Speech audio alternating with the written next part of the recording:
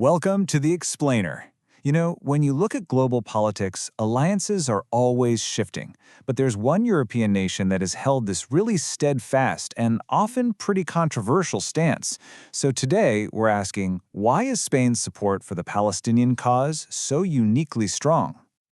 Okay, so let's set the scene, because it all kicks off with this incredibly dramatic moment. We're talking about the world-famous Vuelta a España cycling race. It's just 60 kilometers from the finish line, and boom, it's brought to a complete standstill. Why? Because over 100,000 protesters are blocking the road. And they're not there for a local issue. They're there to protest the participation of an Israeli team. This was actually the first time in nearly 50 years that the race was stopped for political reasons. But here's where it gets really interesting. The official reaction. Instead of, condemning the disruption, the Spanish Prime Minister comes out with these words, publicly endorsing the protest. And just like that, this move sparks an international incident, drawing some seriously sharp criticism from Israeli officials. So that's the big question, right? Why Spain? Why does this one issue create such a near-unanimous national consensus, from the government all the way down to the streets? Well, the answer isn't in today's headlines. Nope. To find it, we've got to go back, way back, to the end of World War II. Okay, so after World War II, while the rest of Europe is busy rebuilding, Spain was an outcast. It was under the authoritarian rule of General Franco, and the victorious Allied powers, they saw Franco's regime, which, let's not forget, had been helped by Nazi Germany and Fascist Italy, and basically said, no, you're a remnant of fascism, you have no place in this new world order. And this timeline, man, it really shows just how bad things were. Spain was completely shunned by the West. So Madrid was forced to look for new friends, right? It had to look somewhere else. And it turned its focus to Latin America and, crucially, to the Arab world. They saw them as their only ticket out of diplomatic jail. And that brings us to this one single moment that would end up defining Spain's foreign policy for the next 75 years. In 1949, a resolution was brought to the UN to lift the sanctions on Spain. And you can bet Madrid was scrambling, lobbying desperately for every single vote it could get. And here is the stark contrast that changed everything.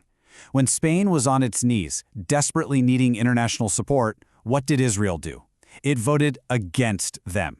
And not only that, it was actively campaigning for other countries to do the same. But then, just a year later, it was the unified support of the Arab bloc that helped turn the tide. And that single act created this lasting break between Spain and Israel, and at the same time, it forged a foundational bond with the Arab world that holds to this day. So fast forward. After Franco's death in 1975, a new democratic Spain is born, and naturally it's super eager to join the West, to become part of Europe. But this presented a brand new challenge for its foreign policy. Getting into what would eventually become the EU was absolutely vital for Spain. But it came with this immense pressure from Europe and the United States. They were told there was one non-negotiable condition. You have to recognize the state of Israel. And this was something Spain had refused to do for decades out of solidarity with its Arab partners. So to navigate this diplomatic minefield, Spain pulled off this masterful strategy. It was really a masterclass. First, King Juan Carlos himself tours Arab capitals to personally explain the situation and reaffirm their ties. Then, January 1st, 1986, Spain's in the club, right after the Prime Minister sends a letter to all the Arab ambassadors pledging to keep defending just Arab causes. And only then, on January 17th, does Spain formally recognize Israel, while at the same time, in the official statement, reaffirming its support for Palestinian self-determination. They made it absolutely clear. We're recognizing Israel, but it is not at the expense of our friends in the Arab world and the Palestinian people. And that brings us right back to the present day, because that historical policy, it isn't just some dusty old document. It's become deeply ingrained in the national psyche, And it's amplified by this powerful, almost unanimous voice of the Spanish people. I mean, just look at this data. It's truly staggering. A recent poll from the very prestigious Elcano Royal Institute showed that an overwhelming 82% of the Spanish public believes Israel's actions in Gaza constitute genocide. Let's just pause on that. 82%. It is incredibly rare to see that level of agreement on any political issue.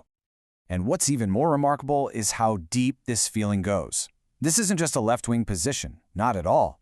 As you can see, this is a rare point of near-national consensus that cuts right across Spain's often polarized political lines. And that makes it a powerful force that no politician can ignore. And this powerful public mood is translating directly into government policy.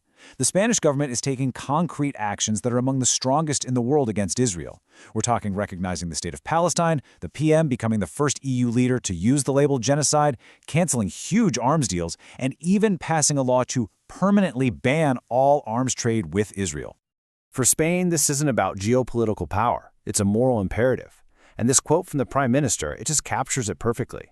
It's a position rooted in its unique history, its national conscience, and the overwhelming will of its people. So from that fateful UN vote back in 1949, all the way to a protest at a bike race in 2025, Spain's unique position shows how a single diplomatic decision can just echo through generations. It shows how historical gratitude and historical grievance can actually forge a national identity. An identity that continues to shape a country's actions on the world stage, not just as a matter of policy, but as a matter of principle.